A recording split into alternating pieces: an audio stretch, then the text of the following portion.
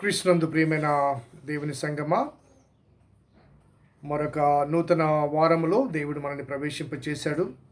కాబట్టి దేవునికి స్తుతులు చెల్లిస్తున్నాను.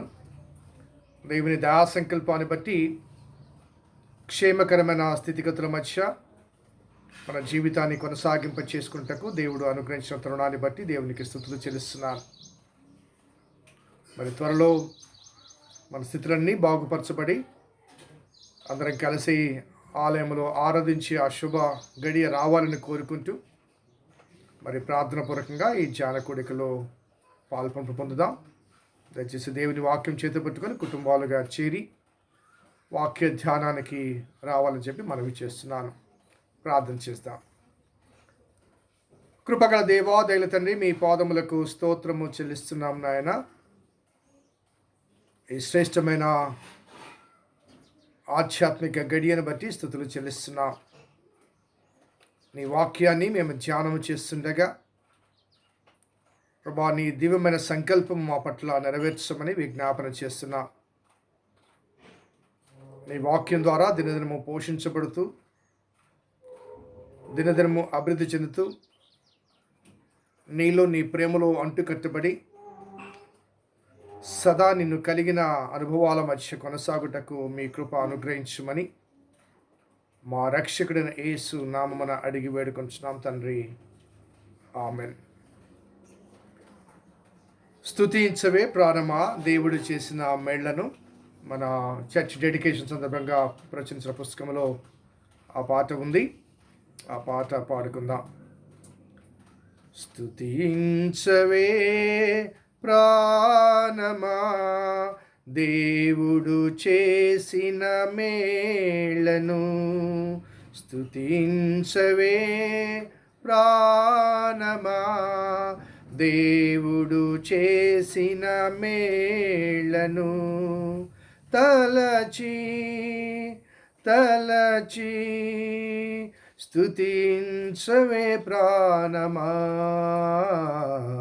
స్తుతించవే ప్రాణమా దేవుడు చేసిన మేళ్లను.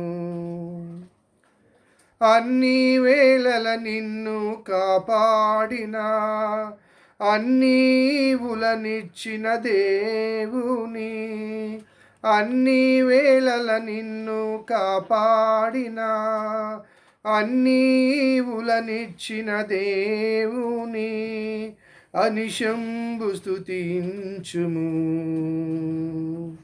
ఆత్మతో సత్యముతో ఆరాధించుము.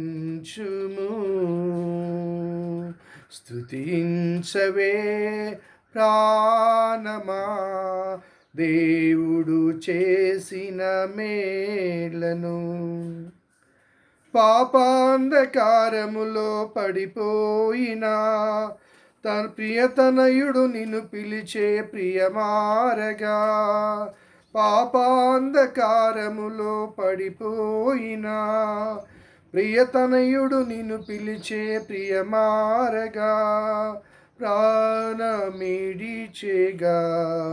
నీకై పరిశుద్ధుడు పరమాత్ముడు తండ్రి కుమారాత్ముడు. స్తుతించవే ప్రాణమా దేవుడు చేసిన మేళ్లకు, స్తుతించవే ప్రాణమా దేవుడు చేసిన మేళ్లను. తలచి తలచి స్తుతించవే ప్రాణమా, స్తుతించవే ప్రాణమా దేవుడు చేసిన మేళ్లను. దేవుని వాక్యం చదువుకుందాం. పరిశుద్ధ గ్రంథంలోంచి 71వ కీర్తన 15 నుంచి 18 వరకు చదువుకుందాం. Psalm number 71, 15 to 18. నీ నీతిని నీ రక్షణను నా నోరు దినమెల్లా వివరించును, అవి నాకు ఎన్న సఖ్యము కావు. ప్రభు అయిన యెహోవా యొక్క బలత్కార్యములను బట్టి నేను వర్ణింప మొదలుపెట్టెదను. నీ నీతిని మాత్రమే నేను వర్ణించెదను. దేవా, బాల్యము నుండి నీవు నాకు బోధించుచూ వచ్చితివి. ఇంతవరకు నీ ఆశ్చర్య కార్యములు నేను తెలుపుచునే వచ్చితిని. దేవా, వచ్చుతరమునకు నీ బాహుబలమును గూర్చియు పుట్టబో వారికి అందరికీ నీ శౌర్యమును గూర్చియు నేను తెలియచెప్పినట్లు తల నెరసి వృద్ధుడైన ఉండు వరకు నన్ను విడువకము. క్రీస్తునందు ప్రియమైన దేవుని సంగమా, మరి నిన్నటి దినము మరి ఆదివారపు ఆరాధన కార్యక్రమంలో 70వ కీర్తన నుంచి ఆ చివరి వచనం, అదే రీతిగా 71వ అధ్యాయం నుంచి మొదటి వచనాన్ని మనము ధ్యానం చేసుకున్నాం. మరి ఆ ధ్యాన కొడికలో దేవా, నేను శ్రమల పాలై దీనుడినైతిని అంటూ తన సమస్యను గుర్తించి తన సమస్యను ఒప్పుకొని ఆ సమస్య పరిష్కారానికై ఆలస్యం చేయకుండా త్వరపడి రమ్ము అంటూ దేవునికి విజ్ఞాపన చేసి, ఆ తర్వాత నీ శరణు జొచ్చి ఉన్నాను, I am under your control, నీ మీద ఆధారపడ్డాను, నిన్ను నమ్ముకొని ఉన్నాను, నీవే నాకు ఆశ్రయదుర్గము, నీవు తప్ప నాకు వేరొక ఆధారము కానీ సహాయము కానీ లేదు అన్న వాస్తవాన్ని కీర్తనకారుడు ఒప్పుకుంటున్నట్లుగా మనము గమనించాం. అదే కీర్తనకారుడు అదే కీర్తనలో ఆ కొనసాగింపులో కొన్ని మాటలు ఈ ఉదయకాలపు ధ్యానము నిమిత్తము నేను ఎన్నుకోవడం జరిగింది. ఈ కీర్తనలోని ఈ మాటలు మనము గమనిస్తే ఒక అనుభవ సాక్ష్యం, ఒక సజీవ సాక్ష్యం. తాను శ్రమల్లో ఉన్నాడు, ఇబ్బందుల్లో ఉన్నాడు, కష్టాల్లో ఉన్నాడు, దేవుని వేడుకుంటున్నాడు, దేవుని ప్రార్థిస్తున్నాడు, త్వరపడి రమ్మంటున్నాడు, ఆలస్యం చేయొద్దు అంటున్నాడు, సహాయం చేయండి అంటున్నాడు. అట్ ద సేమ్ టైం నీ శరణు చొచ్చి ఉన్నాను అంటూ తన ఆపత్కాల పరిస్థితుల్లో దేవుని ఆశ్రయించి దేవుని సహాయాన్ని కోరుకుంటూ వేగరమే తనకు సహాయము కావాలని దేవుని అభ్యర్థిస్తున్న ఒక ప్రార్థన ఈ వాక్య భాగం. దేవుని ఆశ్రయించిన ఆ విశ్వాసి దేవుని ద్వారా సహాయం పొందుటకు గల కారణం తన అనుభవ సాక్ష్యమే. ఆ దేవుని మీద నేను ఆధారపడటానికి, అనగా నా వ్యక్తిగత జీవితంలో గత కాలంలో దేవుడు ఏమి చేశాడో ఆ జీవిత అనుభవాలు నా విశ్వాసాన్ని పెంపొందింపచేశాయి.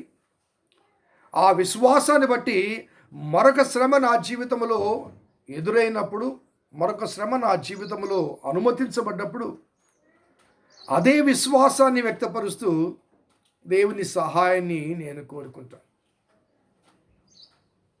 ఈ కీర్తనలోని 5వ వచనం నుంచి మనం గమనిస్తే, ప్రభువా, నా నిరీక్షణాస్పదము నీవే అంటూ, బాల్యం నుండి నా ఆశ్రయము నీవే, గర్భవాసినైనది మొదలుకొని నీవే నాకు ప్రాపకుడవై ఉంటివి, తల్లి గర్భం నుండి నన్ను ఉద్భవింపచేసిన వాడవు నీవే.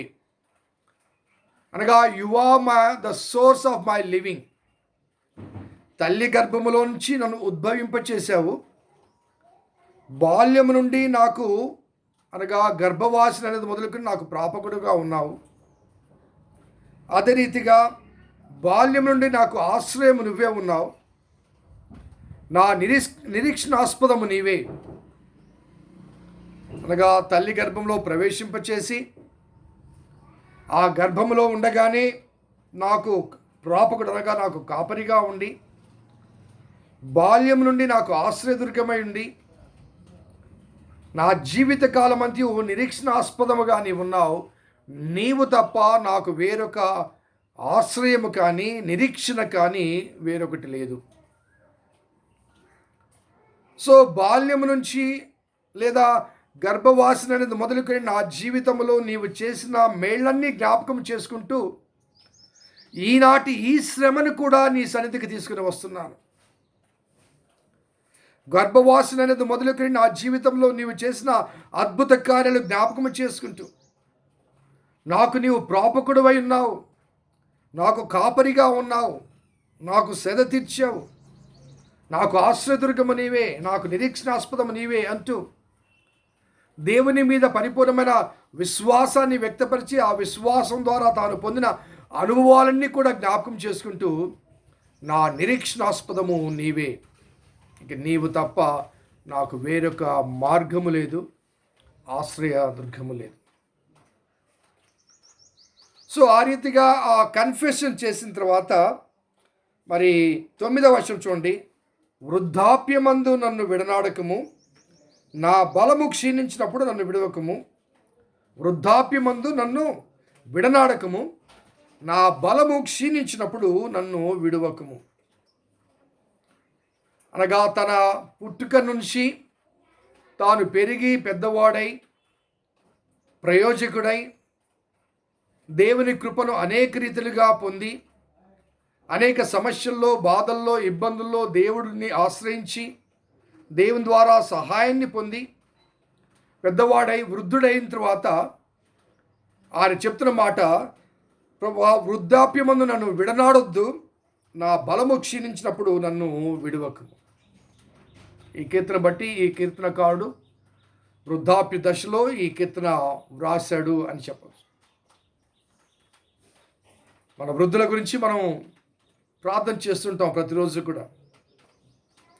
మిగతా వారికన్నా నేను వృద్ధుల పట్ల ఎక్కువ ఆసక్తి, అనగా వారి గురించి ఎక్కువ ప్రార్థన చేయాలి. ఎందుకంటే వయసు పైబడే కొద్దీ వారికి శరీరం కృషించిపోతుంటుంది.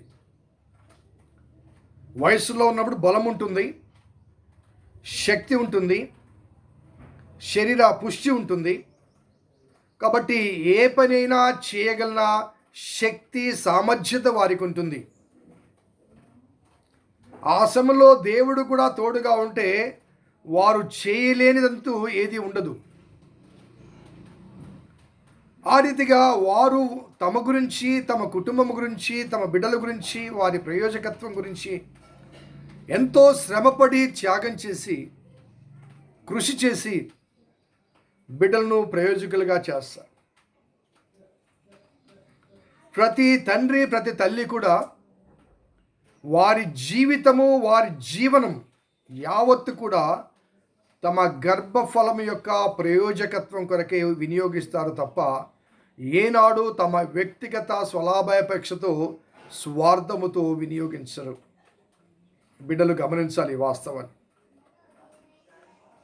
ప్రతి తల్లి ప్రతి తండ్రి అనగా వివాహము కాగానే ఆ వైవాహిక తొలి దినాల్లో వారు కొంత సంతోషాన్ని ఆనందాన్ని కలిగి ఉంటారు. ఆ తర్వాత వారికి గర్భఫలం పుట్టగానే వారి సంతోషానికి వారి ఆనందానికి ఆ కేంద్ర బిందువు ఆ గర్భఫలం అవుతుంది. అలాగే ఆ గర్భఫలాన్ని పెంచి పెద్ద చేయటానికి ఆ మురిపముతో ముద్దులాడుతూ గోరు ముద్దలు తినిపిస్తూ చేసిన మురికిని కూడా భరించి ఎంతో వారి ఎదుగుదల చూచి ప్రోత్సహిస్తారు, ఆనందిస్తారు. వారి ప్రతి ఎదుగుదలకు ఆ తల్లి తండ్రి కూడా తమ జీవితాన్ని పునాదులుగా వేస్తారు. వారు ఎదిగే కొలది వారి చదువు నిమిత్తము కానీ, వారి అవసరాలు తీర్చుట కొరకు కానీ, వారి ప్రయోజకత్వం గురించి కానీ ఏది కూడా తమకు అనే ఆ భావన వారికి కలగకుండా బిడ్డల కొరకు వ్యయపరచడానికి ప్రతి తల్లి ప్రతి తండ్రి, అది తల్లి తండ్రి యొక్క ప్రేమ. ఆఖరికి వృద్ధాప్యమందు వారికి తోడుగా ఉండవలసిన ప్రావిడెంట్ ఫండ్స్ కానీ లేకపోతే పెన్షన్స్ కానీ వాటిలోంచి కూడా లోన్ తీసి బిడ్డలను పెళ్ళిళ్ళు చేయటానికి, బిడ్డలను ప్రయోజకులు చేయటానికి ఆ చివరి దశలో వారు పొదుపు చేసుకున్నటువంటి ఆ సొమ్ము కూడా వారి కొరకు వెచ్చిస్తారు. ఆఖరికి బిడ్డలు ప్రయోజకులు చేసి వారి దారిన వారు కుటుంబీకులుగా వెళ్ళిపోతే ఒంటరి పక్షులుగా మిగిలిపోతారు. ప్రభుత్వ ఉద్యోగులైతే ఏదో ఆ పెన్షన్ ప్రతి నెల వస్తుంది కాబట్టి అందులోంచి కొంత ఖర్చు పెట్టుకుంటుంటారు. ఒకవేళ వారి పని చేసే కాలంలో ఏదైనా ఇల్లు కట్టుకుని ఉంటే ఆ ఇంట్లో నివసిస్తూ ఉంటారు. ప్రైవేట్ ఉద్యోగస్తులకు మాలాంటి వారికి అటువంటి అవకాశాలు కూడా లేవు. ఒకసారి శక్తి ఉడిగిందంటే, ఒకసారి రిటైర్ అయ్యామంటే ఆ తర్వాత ఆ ఫర్దర్ బెనిఫిట్స్ అంటూ ఏమీ ఉండవు. ఈ విషయాలన్నీ కూడా నేను ఎందుకు చెప్తున్నానంటే, ప్రతి పేరెంట్ కూడా, ఒక తల్లి ఒక తండ్రి కూడా తమకు శక్తి ఉన్నంత కాలము కూడా తమ తర్వాతి తరానికి ఆ శక్తిని వారు కృషింపచేస్తారు, లేకపోతే కరిగింపచేస్తారు. వారు సంపాదించిన సంపాదన యావత్తు కూడా వారి ప్రయోజకత్వం కొరకే ఖర్చు పెడతారు. కొన్ని కుటుంబాల్లో కొంత దయనీయ స్థితి ఏంటంటే, బిడ్డలు వారి కష్టార్జితం మీద తమ పునాదులు ఏర్పాటు చేసుకుని ప్రయోజకులై తాము ఏ పునాది మీద నిలిచిన్నామో ఆ పునాది వైపు వెక్కిరిస్తారు, ఆ పునాది వైపు చూడరు. ఆ పునాది కూలిపోతే తమ భవనాలు కూడా ఉండవు అన్న వాస్తవం వారికి తెలియదు. ఇంకో వాస్తవం ఏంటంటే, వారు కూడా కుటుంబీకులు అవుతారు, వారు కూడా బిడ్డలు కంటారు. వారి కష్టార్జితం కూడా తన తల్లిదండ్రులు ఏ రీతిగా తన కొరకు ఖర్చు పెట్టారో వారు కూడా తమ బిడ్డల కొరకు ఖర్చు పెడతారు. వారికి కూడా అదే పరిస్థితి రేపటి కాలంలో. నేను నా తల్లిని, నా తండ్రి పట్ల నేను శ్రద్ధ కలిగి ఉండకపోతే నా పట్ల రేపటి కాలంలో నా బిడ్డలు కూడా శ్రద్ధ కలిగి ఉండరు. ఎందుకంటే మన బ్లడ్డే, మన లక్షణాలే పుంజుకొని వారు జన్మిస్తారు కాబట్టి. సో దీని గురించి ఈ వాక్య భాగం నేను చెప్పడం లేదు, కానీ ఇక్కడ ఈ కీర్తనాకారుడు వృద్ధాప్యమందు నన్ను విడవకుము అని అడిగిన ఈ ప్రార్థన జ్ఞాపకం చేసుకుంటే, బహుశా తన కుటుంబీకులు ఎవరు కూడా, తన బిడ్డలు కానీ లేకపోతే తన జీవిత భాగస్వాములు కానీ ఇంకెవరైనప్పటికీ కూడా, భార్య కావచ్చు, భర్త కావచ్చు, తోడబుట్టిన వారు కావచ్చు, ఇంకెవరైనా కావచ్చు, there was no other help.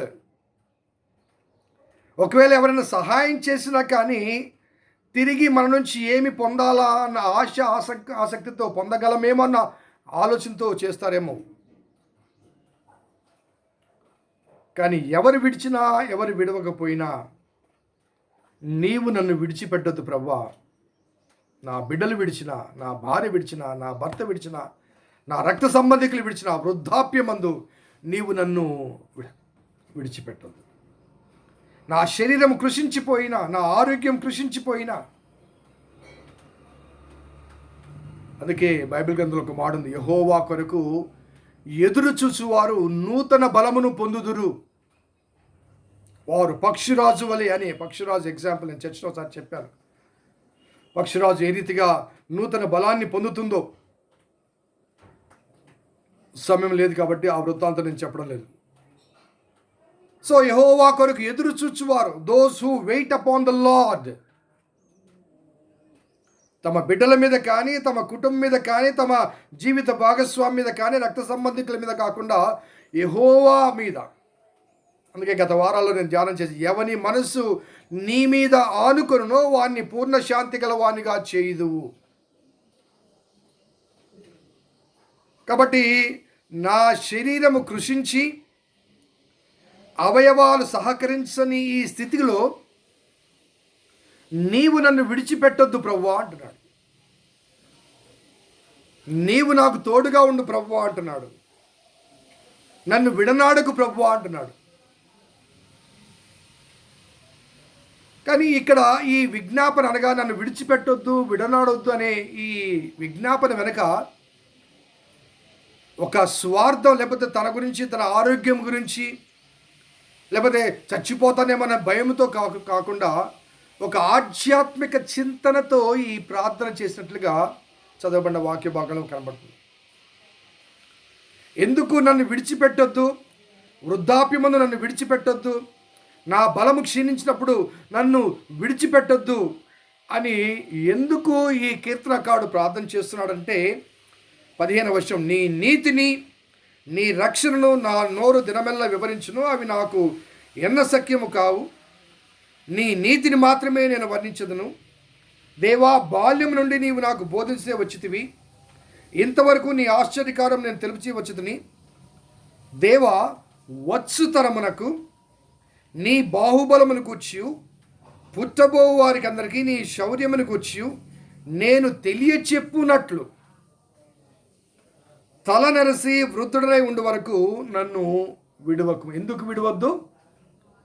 ప్రభా, నా శరీరం సహకరించడం లేదు, అనారోగ్యతలు వచ్చాయి, ఈ బాధలు వచ్చాయి, ఈ బలహీనతలు వచ్చాయి, నా కొడుకు చూడడం లేదు, నా కుమార్తె చూడడం లేదు, నా అన్నతమ్ములు పట్టించుకోవడం లేదు. ఇలా మానవ సంబంధమైన సహాయము నాకు లేదు అనే ఆ నిస్సహాయ స్థితి మధ్య తన బలహీనతలో సహాయం చేయమని ఈ కీర్తనకారుడు ప్రభా నన్ను విడవనాడొద్దని మాట్లాడడం లేదండి. ఎందుకు విడిచిపెట్టొద్దంటే, వచ్చు తరమునకు నీ బాహుబలమును గూర్చి, పుట్టబో వారికి అందరికీ నీ శౌర్యమును గూర్చి నేను తెలియచెప్పునట్లుగా తలనెరసి వృద్ధుడనై ఉన్నంత వరకు నన్ను విడువకుము. ప్రభా, గర్భవాసినైనది మొదలుకొని నీవు నాకు ప్రాపకుడుగా ఉన్నావు, నీవే నాకు నిరీక్షణాస్పదంగా ఉన్నావు, నన్ను కాపాడావు, నన్ను ఎదిగింపచేశావు, కుటుంబీకునిగా చేశావు, గర్భఫలాలను అనుగ్రహించావు, జీవితాన్ని ఇచ్చావు, జీవనాన్ని ఇచ్చావు. సమస్యల్లో, కష్టాల్లో, బాధల్లో, బలహీనతలో ఎన్నడూ ప్రార్థన చేసినా నీవు నాకు అండగా ఉన్నావు. నా జీవితంలో అనేకమైన అద్భుతాలు నువ్వు చేశావు. ఈనాటి నా ఈ స్థితికి, లేకపోతే నా జీవితంలో నేను పొందిన వాటన్నిటికీ మూలము, ఆధారము నీవే. కాబట్టి నిన్ను కలిగిన, నీ ద్వారా నాకు కలిగిన ఈ అనుభవాలన్నీ కూడా, అనుభవ సాక్ష్యాలన్నీ కూడా నేను రాబోయే తరానికి చెప్పాలి. అందుకు నాకు శక్తి కావాలి. పుట్టబో వారందరికీ నేను తెలియచెప్పునట్లుగా నా బలము క్షీణించినప్పుడు నన్ను విడిచిపెట్టొద్దు. ఎందుకంటే ఆ రాబోయే తరానికి నిన్ను గురించి చెప్పాలయ్యా. నా జీవితంలో నువ్వు ఏమేమి చేశావో, నా జీవిత సాక్ష్యములు నాకు ఏ రీతిగా ఆధారంగా ఉన్నావో, నిరీక్షణాస్పదంగా ఉన్నావో, ఆపత్కాలంలో నమ్ముకొనదగిన సహాయకుడిగా ఉన్నావో, ఆ అనుభవాలన్నీ కూడా రాబోయే తరానికి కూడా నేను చెప్పాలి, వారికి కూడా నేను అందించాలి. కాబట్టి నాకు శక్తి కావాలి, నన్ను విడిచిపెట్టదు. స్నేహితులారా, ఒక విషయం నేను జ్ఞాపకం చేస్తాను.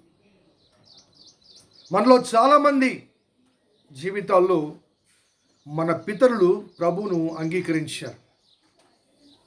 కొంతమంది 2 తరాలు, 3 తరాలు, 4 తరాలు, కొంతమంది ప్రత్యక్షంగా ఈ తరం ప్రభులోనికి వచ్చిన వారు ఉంటారు.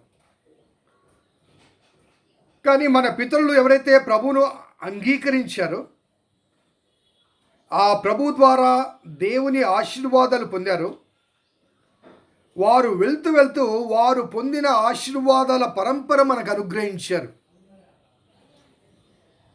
వారు కలలో కూడా ఊహించని ఆశీర్వాదాల అనుభవాలు ఈనాటి తరము అనుభవిస్తుంది.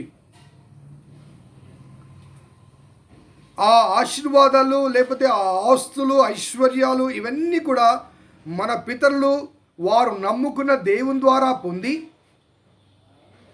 వెళ్తూ వెళ్తూ అవి మనకి అనుగ్రహించారు. కానీ కొన్ని కుటుంబాల్లో ఉన్న దయనీయ స్థితి ఏంటంటే, మన పితరులు ఏ దేవుని ద్వారా ఆ ఆశీర్వాదాలు పొందారో, ఆ ఆశీర్వాదాలు తాము స్వీకరించి ఆశీర్వదించిన దేవుణ్ణి విడిచిపెట్టారు, విస్మరించారు. నేను చాలాసార్లు ఈ మాట చెప్తుంటాను. చాలా సాక్ష్యాలు నేను చెప్పగలను. చాలామంది, చాలా కుటుంబాల్లో ఆ తల్లి, ఆ తండ్రి కనుమూసిన వెంటనే చాలా స్వల్ప వ్యవధిలో ఆ తల్లి, తండ్రి జీవితాంతం కష్టపడి తమ బిడ్డల కొరకు సంపాదించిన ఆస్తి, ఐశ్వర్యాలన్నీ కూడా వారు కనుమూసిన స్వల్పకాలంలోనే కరిగిపోతుంటాయి.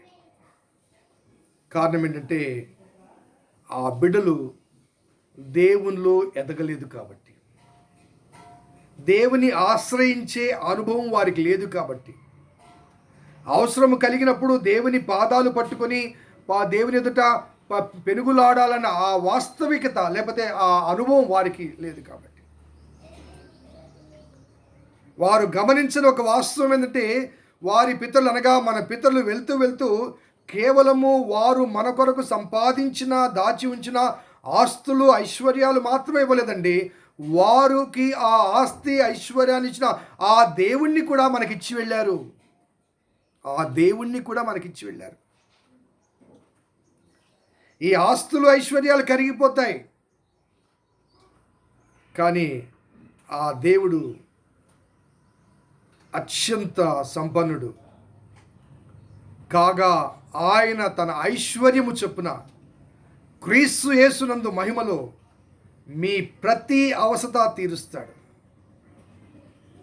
తన ఐశ్వర్యము చొప్పున మన ప్రతి అవసత క్రీస్తు యేసునందు తీరుస్తాడు. Not according to my requirement but according to his capacity.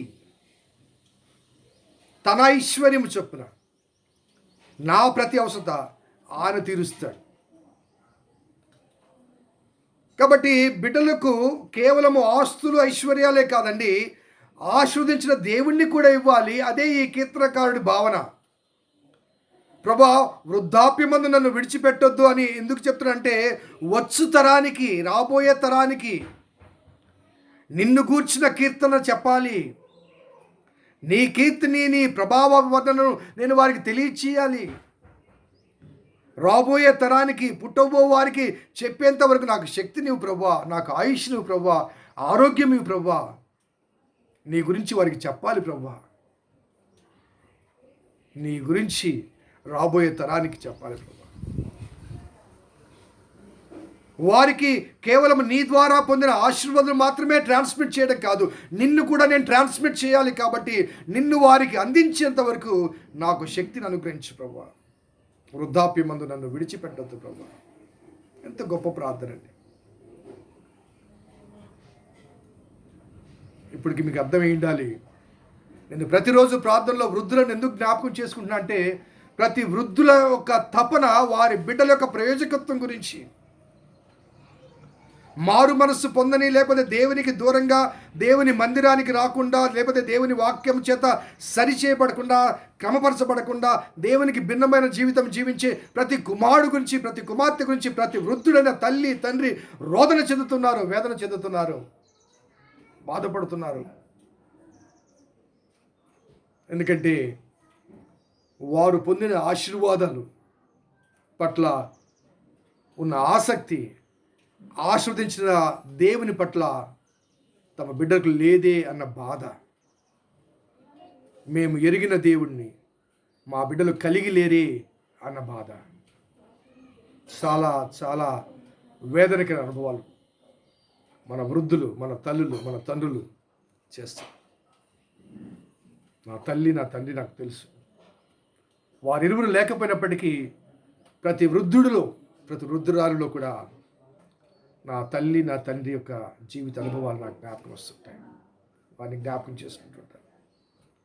అందుకే ప్రతి ప్రార్థనలో కూడా కొన్నిసార్లు ఒకరిద్దరి పేర్లు మర్చిపోవచ్చు మా పరంపరలో, కానీ అందరికీ కూడా ప్రార్థనలు జ్ఞాపకం ఉంటాయి. ఎందుకంటే వారి వయసు ఉడిగిన తర్వాత వారి శక్తి గురించి, వారి ఆరోగ్యం గురించి, వారి సుఖము గురించి, వారి భవిష్యత్తు గురించి, లేకపోతే కొన్నిసార్లు వారి మరణం గురించి కూడా వారి చింతగా ఉండదు. మరణ పడక మీద ఏ తల్లి అయినా తండ్రి అయినా ఉంటే దగ్గరికి వెళ్ళి కూర్చుంటే, పాస్టర్గా, దైవ సేవకులుగా మేము వెళ్తే వారు చెప్పే మాట ఏదో తెలుసా? ప్రభా, నేను చచ్చిపోతున్నాను, పాస్టర్ గారు నేను చచ్చిపోతున్నాను, భయం వేస్తుంది అనే మాట ఏ వ్యక్తి దగ్గర నోటి నుంచి నేను వినలేదు. తాను విడిచిపెట్టే వారి గురించి, తన భార్య గురించి కానీ, తన భర్త గురించి కానీ, తన బిడ్డల గురించి కానీ, పాస్టర్ గారు కొంచెం చూసుకోండి పాస్టర్ గారు, వాడికి వాక్యం తెలియదు పాస్టర్ గారు, మీరే తల్లి, మీరే తండ్రి పాస్టర్ గారు. అది వారి బాధ. మన నుంచి వేరు చేయబడే ఆ వృద్ధుల యొక్క మనోవేదనంతా బిడ్డల యొక్క ప్రయోజకత్వం మీదే ఉంటుంది. వారు ప్రభువును కలిగి ఉండాలి, ప్రభువులు ఎదగాలి, ప్రభు వాక్యములు ఎదగాలి అన్నది వారి ఆలోచన, వారి తపన. అందుకే ఈ కీర్తనకాడు చాలా గొప్ప కీర్తన అండి.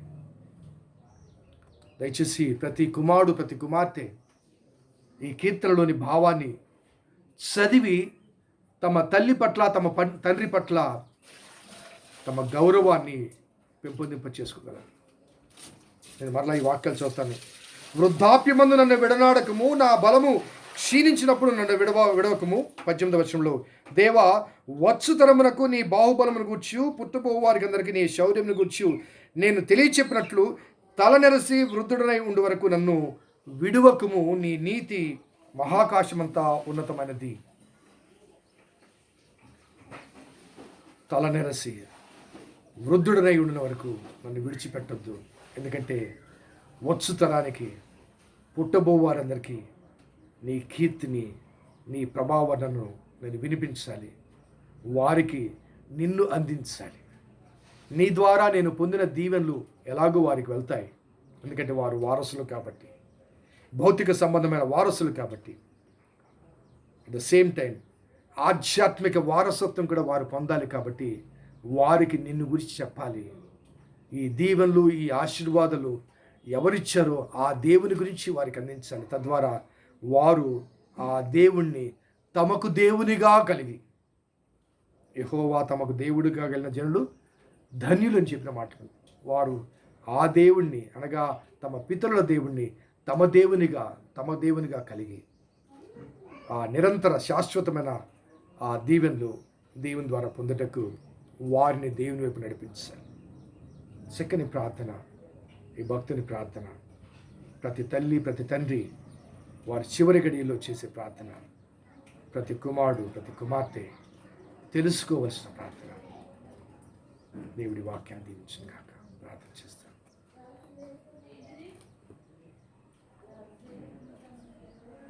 కృపగల దేవా, దయగల తండ్రి, మీ పాదములకు స్తోత్రము చెల్లిస్తున్నాం నాయన.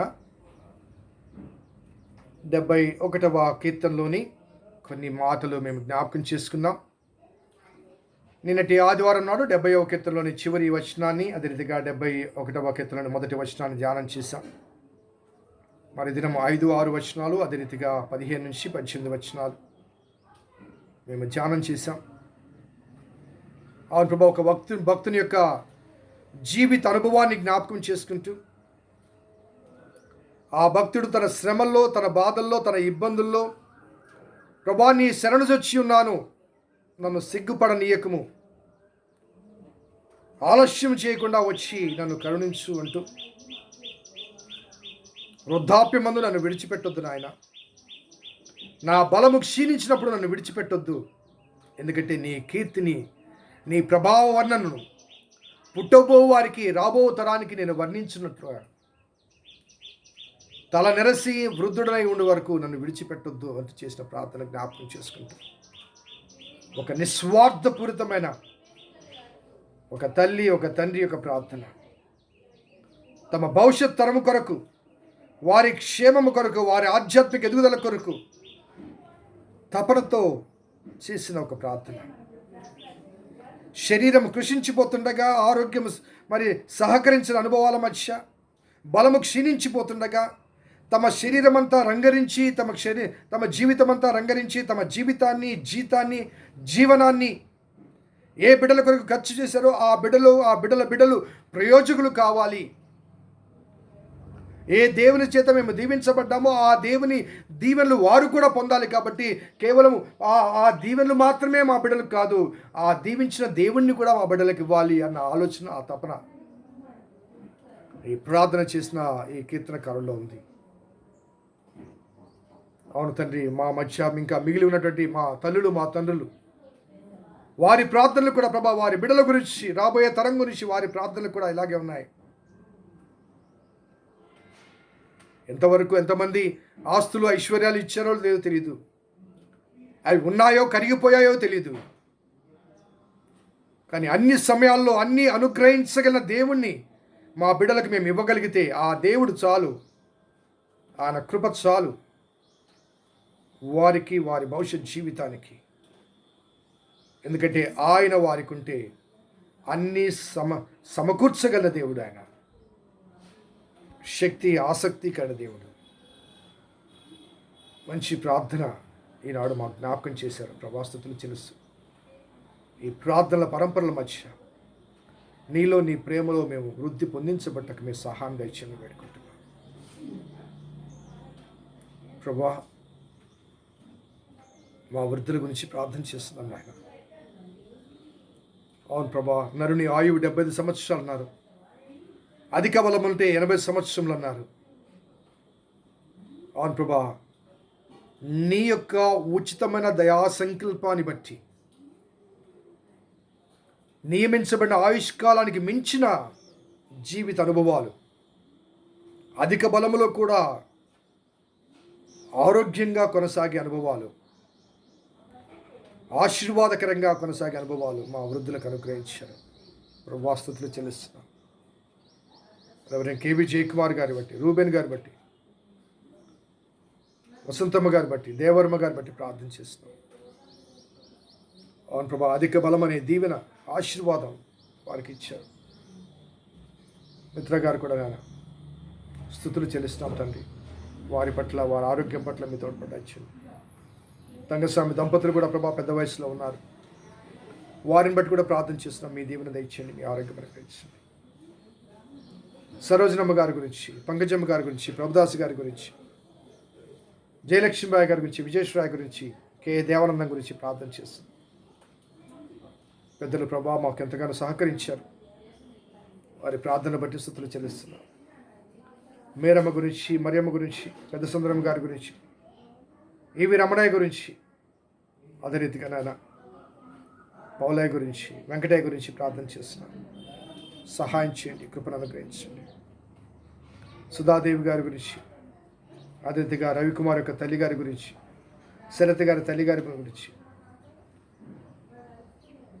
విజయశేఖర్ గారి తల్లి గారి గురించి, ప్రస్తుత సులోచన యొక్క తల్లిదండ్రులు బట్టి ప్రార్థన చేస్తున్నాం. ప్రభా మీ కృప అనుగ్రహించండి, మీ దీవెన దయచేయండి. మా బిడ్డల జీవితాల్లో మీరు చేస్తున్న మేలు బట్టి స్తుతులు చెల్లిస్తున్నాం. మా వృద్ధులందరికీ ప్రభా మీరే ఆశ్రయదుర్గముగా ఉండి వృద్ధాప్యమందు వారిని విడిచిపెట్టక రాబోయే తరానికి ప్రభా నిన్ను అందించే ఆ శక్తి ఆసక్తి వారికి అనుగ్రహించి జ్ఞాపకం చేస్తున్నాం. ప్రభా యశ్వంత్ విషయంలో మీరు అద్భుతం చేశారు. ప్రభా స్తుతులు చెల్లిస్తున్నాం. దాదాపు 2-3 మాసాలు నేను ఆ బిడ్డ ఎంతో శ్రమపడ్డాడు. ఆ తల్లి, తండ్రి, ఆ బంధువులు ప్రభా ఎంత శ్రద్ధ తీసుకున్నారంటే అంత శ్రద్ధ తీసుకున్నారు ఆ బిడ్డ గురించి. ప్రతి క్షణము ప్రభా కంటి పాపవలే కాపాడుకుంటూ, కనురెప్పవలే కాపాడుకుంటూ ప్రభా ఎవ్రీ 2 hours, ఎవ్రీ 1 hourకు ఏమేమి ఆ బిడ్డకి వాళ్ళు ఆ రీతిగా ఇచ్చుకుంటూ ఆ బిడ్డ మీద ప్రాణాలు పెట్టుకొని తీసుకుని వెళ్ళారు. ప్రభా వైద్యులు ప్రభా ఎంతో క్లిష్టమైన సర్జరీ ప్రభా జయప్రదంగా జరిగించారు, ఆరోగ్యం అనుగ్రహించారు. ప్రభా స్తుతులు చెల్లిస్తున్నాం. ఒక విధంగా చెప్పాలంటే ఆ బిడ్డ శరీరము పునర్నిర్మించబడింది. అంత అద్భుతమైన శక్తి, అద్భుతమైన క్రియ ఆ బిడ్డ జీవితంలో జరిగించారు. రాబోయే కాలంలో ప్రభా ఆ బిడ్డను మీరు ఎలా వాడుకోబోతున్నారో, ఏ పాత్రగా వాడుకోబోతున్నారో, ఏ సాక్షిగా వాడుకోబోతున్నారో అది మీకే తెలుసు. పుట్టుగుడ్డువాడు బాగులేనప్పుడు, అదేవిధంగా లాజరు మరణ పడకలో ఉన్నప్పుడు ఈ వ్యాధి మరణం కొరకు రాలేదు, కానీ దేవుని కుమారుడు మహిమ నిమిత్తం వచ్చిందని చెప్పారు. లాజరు చనిపోయాడు, కానీ చనిపోయిన లాజరును సజీవుడిగా లేపారు. తద్వారా నీకు మహిమ కలిగింది. యశ్వంతుని కూడా ప్రభా అటువంటి ఇబ్బందికరమైన స్థితిగతుల్లో తీసుకుని వెళ్ళి అక్కడి నుంచి తీసుకుని వచ్చారు బయటికి. లాజరు ఏ రీతిగా సమాధి నుంచి బయటికి తీసుకుని వచ్చారో యశ్వంతుని కూడా ప్రభా అటువంటి ప్రాణాపాయ స్థితిలోంచి బయటికి తీసుకుని వచ్చారు. లాజరు ద్వారా నీకు మహిమ కలిగింది. యశ్వంత్ ద్వారా ఈనాటి కాలంలో నీకు మహిమ కలగాలి. పాత్రగా నీ కుమారుని వాడుకోమని విజ్ఞాపన చేస్తున్నాం. ఆ కుటుంబం యొక్క కన్నీటిని తుడిచి ప్రభా ఆనంద బాష్పాలు అనుగ్రహించారు. ప్రభా స్తుతులు చెల్లిస్తున్నాం. రాబోయే కాలంలో ఆ బిడ్డ కొరకు ఏ శ్రద్ధ తీసుకోవాలో ఆ విషయంలో తోడ్పడచ్చు. ప్రమిళ గారి కుమారుడు కూడా నైనా మరి ఆ బిడ్డ కూడా ప్రభా మరి యాక్సిడెంట్ అయి ప్రభా కోలుకుంటున్నాడు. మెమరీ ఇంకా రాలేదు నాన్న, ప్రార్థన చేసిన తండ్రి. ఆ బిడ్డ కొరకు ప్రభా తల్లి చేసిన ప్రార్థన మీకు జ్ఞాపకం చేసుకుంటున్నాం నాన్న. పట్టుదలతో కూడా నా ప్రార్థన మీకు జ్ఞాపకం చేసుకుంటున్నాం. కుటుంబంతో కూడా ప్రభా బిడ్డ కొరకు ప్రయాసపడాలి, ప్రార్థన చేయాలి. నీ అద్భుత శక్తిని ఆ కుమారుడు రుచి చూడాలి. నీవు తప్ప వేరొక శక్తి లేదు, నీవు తప్ప వేరొకరు ఈ సమస్యలోంచి విడిపించలేరన్న వాస్తవికతను ఆ కుటుంబం గమనించాలి, గ్రహించాలి. ఆ కుమారుడి ప్రభా మీరే స్వస్థత చేకూర్చండి. నా తండ్రి గారి విషయంలో మీరు చేసిన అద్భుతాన్ని బట్టి వందనాలు తెలియచేస్తుంది తండ్రి. ఆ చిన్న సమస్య ప్రభా సంపూర్తిగా మాయం చేయమని విజ్ఞాపన చేస్తున్నారు. కడప శ్రీరాముల గురించి, రాజేశ్వరి గురించి ప్రార్థన చేస్తాం. క్యాన్సర్ మహమ్మారి నుంచి ప్రభా వారికి నెమ్మది అనుగ్రహించి, ప్రభా చంద్రపాల్ గారి గురించి ప్రార్థన చేస్తాం తండ్రి. మరి బలహీన స్థితిలో ప్రభా మరి ట్రీట్మెంట్ నిమిత్తం వెళ్ళారు. అక్కడ పరిస్థితులు ప్రభా సానుకూలంగా లేవు, కానీ బాధతో గిలగిల్లాడిపోతున్నాడన్న ప్రార్థన చేస్తున్నాను. స్వస్థపరిచి నడిపించమని విజ్ఞాపన చేస్తున్నాను. మరి మా సంఘంలోని ప్రతి కుటుంబాన్ని దీవించండి. లాస్ట్ నుంచి పెద్దవారు కానీ, చిన్నవారు కానీ, వృద్ధులు కానీ, బాలలు కానీ, బలహీనులు కానీ అందరి పట్ల మీ కృపను కృపరిపరిచేయండి. ప్రతిరోజు జన్మదినాలు జరుపుకుంటున్న వారు, వివాహ దినాలు జరుపుకుంటున్న వారు, రవి రాజేంద్ర కుటుంబంలో ప్రభా గర్భఫలాలను అనుగ్రహించారు, స్తుతులు చెల్లిస్తున్నారు. మనము సంతానం ఇచ్చే ప్రభా స్తుతులు చెల్లిస్తున్నారు. ఆ రీతిగా తన్ని మా జీవితాల్లో, మా కుటుంబాల్లో మీరు చేస్తున్న ప్రతి మేలును బట్టి స్తుతులు చెల్లిస్తున్నారు. దీవించండి, ఆశ్రయించండి ప్రభా. కరోనా మహమ్మారినైనా మరి పిచ్చిమిరిపోతుంది. 90,000 2 రోజుల 1,00,000 దాటుతున్నాను. ప్రార్థన చేస్తున్నాను. దీన్ని అదుపు చేయలేని నిస్సహాయ స్థితి, కానీ దాన్ని ఒప్పుకునే మనస్తత్వం లేదు. ఏదో చేస్తున్నామని చెప్తున్నారు తప్ప మానవ ప్రయత్నాలకు, ప్రయోగాలకు అతీతంగా ఎంత ప్రయత్నాలు చేస్తారో అంతగా ఉధృతమవుతుంది. మహారాష్ట్ర ఒక్క రాష్ట్రంలోనే 30,000 మంది ప్రభా దయనీయ స్థితిని ఆయన ప్రార్థన చేస్తున్నాం ప్రభా. మా దేశాన్ని కరుణించండి, ప్రపంచాన్ని కరుణించండి. మహమ్మారి బారి నుంచి మమ్మల్ని విడిపించమని జ్ఞాపన చేస్తున్నాం. రోగులుగా ఉన్నవారు, రోగగ్రస్తున్న వారికి ప్రభా కావాల్సిన నెమ్మది, స్వస్థత అనుగ్రహించి వారు ట్రీట్మెంట్ పొంది తిరిగి గృహాలకు రాగలటకు మీ కృప దయచేసి వేడుకుంటున్నాం. ట్రీట్మెంట్ ఇస్తున్న వైద్య బృందాన్ని బట్టి ప్రార్థన చేద్దండి. ప్రాణాలు సైతం లెక్క చేయక ఎంతో శ్రమ పడుతున్నారు నాయన. అవిశ్రాంతంగా రాత్రింబగళ్ళు కూడా కొంత విశ్రాంతి తీసుకుంటే ఒక ప్రాణం పోతుందేమో భయముతో ప్రభా పనిచేస్తున్నారు. మా వైద్యులకు ప్రభా మీ తోడ్పడాలని పెంచండి. నర్సెస్కి, అదిగా వైద్య సహాయకులకు మీ తోడుగా ఉండండి. పోలీస్ యంత్రాంగానికి, పారిశుద్ధ కార్మికులకు మీ తోడుగా ఉండండి. మా సంఘంలోని ప్రతి కుటుంబాన్ని దీవించి మేమందరం కలిసి ప్రభా త్వరలో నీ మందిరంలో ఆరాధించి ఆ ధన్యత మాకు అనుగ్రహించమని వేడుకుంటూ, ఆర్థిక ఒత్తిడి కొంత ఉందనైనా మరి ఆ ఒత్తిడి తీర్చబడగలిగే రీతిగా ఆర్థిక సామర్థ్యత మా సంఘ సహవాసులకు అనుగ్రహించమని వేడుకుంటూ, మా రక్షకుడు, మా విమోచకుడు, సజీవుడిని యేసు నామమున అడిగి వేడుకుంటున్నాం తండ్రి. ఆమేన్. తండ్రి, కుమార, పరిశుద్ధాత్మ త్రియేక దేవుని దీవెన ఈ ధ్యాన కొడుకులు ఏకీభవించిన బిడ్డలకు, ప్రార్థించిన విశ్వాసులకు, కరోనా బాధితులకు, ట్రీట్మెంట్ ఇస్తున్న వైద్య బృందానికి, పోలీస్ యంత్రాంగానికి, పారిశుద్ధ కార్మికులకు, ప్రభుత్వ విధి విధానాలకు, తద్వారా కలగబోయే మేళ్లకు సదా తోడేండును కాక. ఆమేన్. God bless you. దేవుడు దీవించును.